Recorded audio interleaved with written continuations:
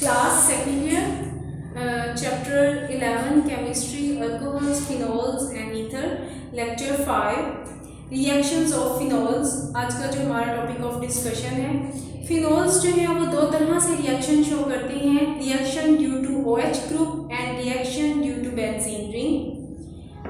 Next जो है वो ये बता रही है कि आपके पास जो न्यूक्लियोफिलिक अटैक है on phenol is less favoured, मतलब जो फिनोल्स हैं वो न्यूक्लियोफाइल के साथ बहुत कम रिएक्शन शो करते हैं, मतलब जो न्यूक्लियोफाइल है वो OH को रिप्लेस नहीं करता, not easy to replace OH group. और ऐसा क्यों है? ऐसा इस वजह से है कि आपके पास जो OH है ये गुड लिविंग ग्रुप नहीं है, ठीक है। जब तक आपके पास न्यूक्लियोफाइल बहुत ज़्यादा कोई स्ट्रॉन्ग न्यूक्लियोफाइल नहीं आएगा जो कि OH से ज़्यादा स्ट्रॉन्ग हो, तब तक OH को वो रिप्लेस नहीं कर सकता।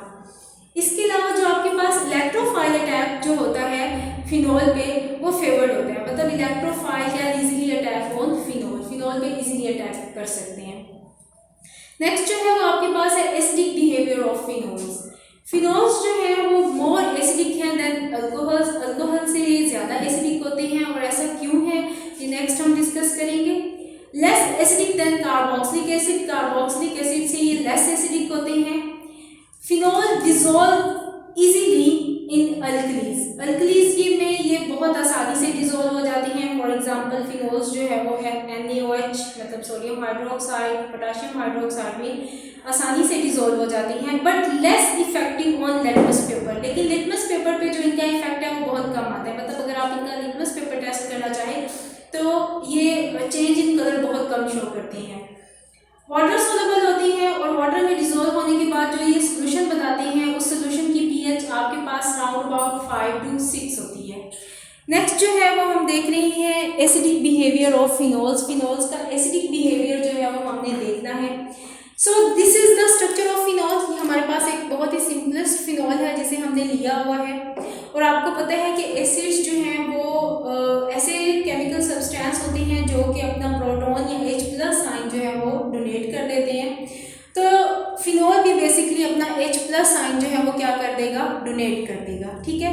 और जब अपना H+ आयन फिनोल डोनेट कर देगा तो डेफिनेटली हाइड्रोजन ऑक्सीजन पे कौन सा चार्ज क्रिएट हो जाएगा, अब ऑक्सीजन पे नेगेटिव चार्ज क्रिएट हो जाएगा। अब नेक्स्ट जो हम लोग स्ट्रक्चर्स देख रहे हैं, ये तमाम स्ट्रक्चर्स जो हैं इन्हें आप रेजोनेंस स्ट्रक्चर बोल रहे होते हो, ठीक है, और इस फिनोमिनन को हम रेजोनेंसी बोल रहे होते हैं, ठीक है। अब रेजोनेंसी चूँकि इस टर्म का आपकी बुक में जिक्र नहीं है, आपके टॉपिक में जिक्र नहीं है, लेकिन ये जो फिनोमिनन हो रहा है ये आपके पास रेजोनेंस ही है, इसी वजह से मैंने मुनासिब समझा कि यहाँ पर आपको इसके बारे में थोड़ा सा बता दिया जाए, इस टर्म के बारे में बता दिया जाए। बाकी ये स्ट्रक्चर जो है ये आपकी बुक में है, ठीक है।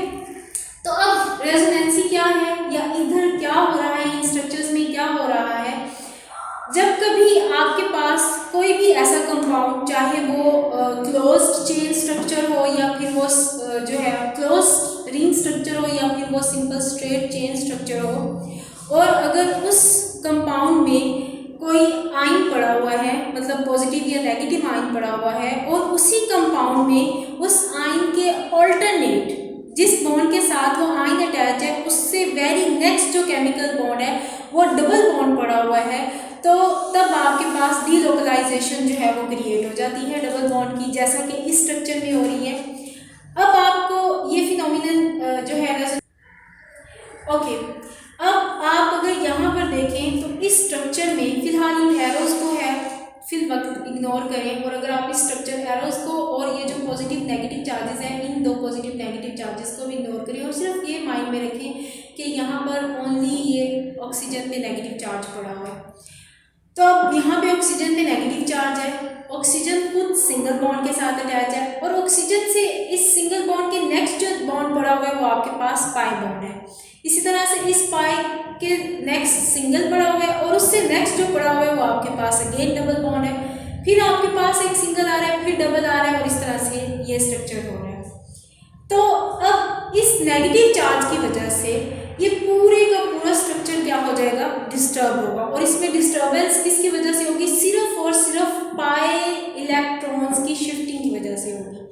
अब होगा क्या, देखिए अब ये नेगेटिव चार्ज है और ये पाई इलेक्ट्रॉन या तो इस कार्बन पे शिफ्ट हो सकती है, ठीक है, या फिर अपने इस कार्बन पे शिफ्ट हो सकती है।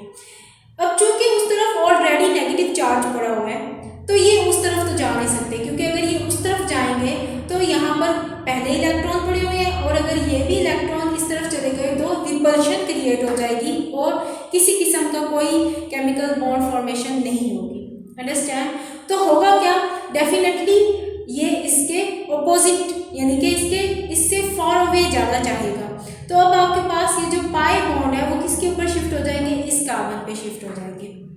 अब जब ये पाई बॉन्ड इस कार्बन पे शिफ्ट हो गए तो इस कार्बन पे नेगेटिव चार्ज आ जाएगा और ये कार्बन इलेक्ट्रॉन डेफिशिएंट हो जाएगा, क्योंकि पाई बॉन्ड तो इस तरफ चलेगा तो ये क्या हो जाएगा, पॉजिटिव इन नेचर हो जाएगा। अब ये जो नेगेटिव है और ये जो पॉजिटिव है ये दोनों मिलकर क्या बना देंगे, डबल बॉन्ड बना देंगे और ये जो कार्बन है ये अल्टीमेटली क्या हो जाएगा, नेगेटिव इन नेचर हो जाएगा। अब इस नेगेटिव कार्बन की वजह से नेक्स्ट जो पाई बॉन्ड है वो डिस्टर्ब हो जाएगा।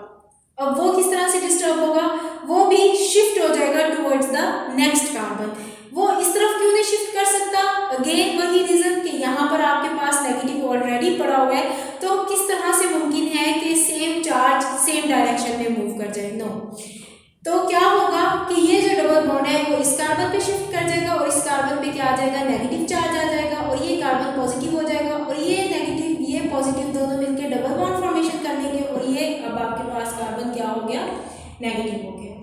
अब इस नेगेटिव कार्बन की वजह से नेक्स्ट क्या डिस्टर्बेंस होगी, नेक्स्ट ये डिस्टर्बेंस होगी कि आपके पास ये जो डबल बॉन्ड है वो शिफ्ट कर जाएगा, बिल्कुल वैसे ही जैसे पीछे शिफ्ट कर रहा है वो शिफ्ट कर जाएगा इस कार्बन पे और इस कार्बन पे क्या चार्ज क्रिएट हो गया, नेगेटिव चार्ज क्रिएट हो गया। अब जब इस पे नेगेटिव चार्ज क्रिएट हो गया है तो आपके पास ये नेगेटिव ये पॉजिटिव मिलकर डबल बॉन्ड फॉर्मेशन कर देंगे और अब नेगेटिव चार्ज कहाँ आ चुके हैं, इस कार्बन पे आ चुके हैं। अब इस नेगेटिव चार्ज की वजह से ये वाला डबल बॉन्ड डिस्टर्ब होगा, ये दोबारा से शिफ्ट कर जाएगा ऑक्सीजन पे, ऑक्सीजन पे कौन सा चार्ज क्रिएट हो जाएगा, नेगेटिव, और ये कार्बन क्या बन जाएगा, पॉजिटिव। ये ऑलरेडी नेगेटिव था, ये positive negative double bond formation कर देंगे और आपको ओरिजिनल स्ट्रक्चर जो है जहाँ से ये अमल शुरू हुआ था वही स्ट्रक्चर आपको ये दोबारा मिल जाएगा। अब ये जो अमल हुआ है इस प्रोसेस को आप क्या कह रहे होते हो, रेजोनेंसी कह रहे होते हो, और ये जो स्ट्रक्चर्स हैं इनको हम रेजोनेटिंग स्ट्रक्चर कहते हैं। अगर आप देखें तो फिनोल के बाद H+ आयन रिमूव होने से क्या बना, फिनो ऑक्साइड आयन बना, और ये जो फिनो ऑक्साइड आयन है इसके कितने ऑल्टरनेटिंग स्ट्रक्चर बने, इसके 4 ऑल्टरनेटिंग स्ट्रक्चर बने। अंडरस्टैंड?